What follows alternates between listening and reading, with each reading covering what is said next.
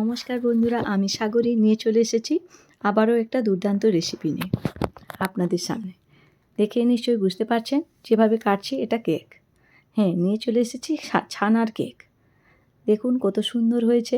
দিয়ে দিয়েছি কাজু কিশমিশ। এটি বানানোর জন্য আমি নিয়ে নিয়েছি 1 লিটারের মতো দুধ। 1 লিটারের মতো দুধ বললাম এই জন্য, কারণ 50 গ্রামের মতো দুধ আমি এখান থেকে সরিয়ে রাখবো।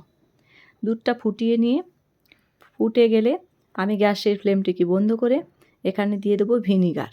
ভিনিগার দেওয়ার যে মাপটি, সেটা হচ্ছে যতটুকু পরিমাণ ভিনিগার দেবেন দুধের পরিমাণ অনুযায়ী, তার সঙ্গে একটু জল মিশিয়ে দেবেন। টক ভাবটা কম হবে। দেখুন 2 মিনিটের মধ্যে কি সুন্দর ছানা হয়ে গেল। এই ছানাটাকে আমি একটা ছাঁকনি দিয়ে ভালোভাবে ছেঁকে নেব। দেখুন ভালোভাবে জল দিয়ে ছানাটাকে ছেঁকে নেওয়ার পর ভালোভাবে জল দিয়ে আমি ধুয়ে এইভাবে ঠিক হাতে চেপে চেপে জলটাকে বের করে দেব। এরপর একটি পাত্রে নিয়ে বা মিক্সিং বলে নিয়ে আমি ভালোভাবে মেশ করে নেব।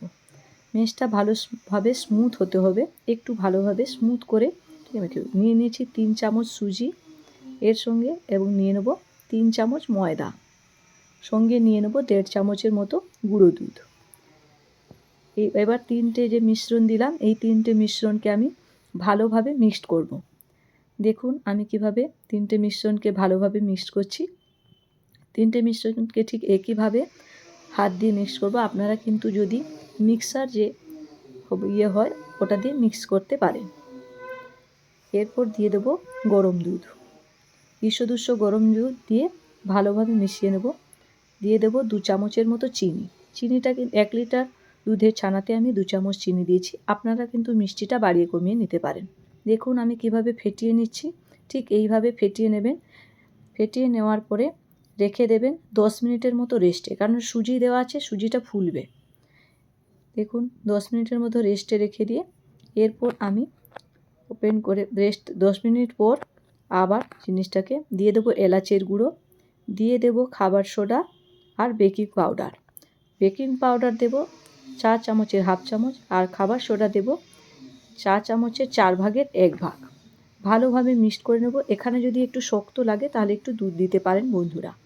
আমার যেন মনে হচ্ছে আমার যে মিশ্রণটি ঠিক আছে, তাই আমি আর কোনো কিছু অ্যাড না করে অন্য একটি পাত্রে এটাকে ট্রান্সফার করে নেব, যে পাত্রে আমি কেকটি বানাবো।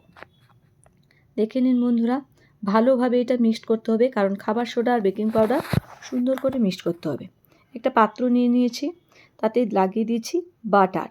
আপনারা কিন্তু এখানে ঘি বা সাদা তেল ইউজ করতে পারেন, বা বাটার ফিল্টার লাগাতে পারেন। আমার কাছে বাটার ফিল্টার অ্যাভেলেবেল নয়, তাই জন্য আমি ময়দা ছড়িয়ে এই উপকরণটি বানাবো।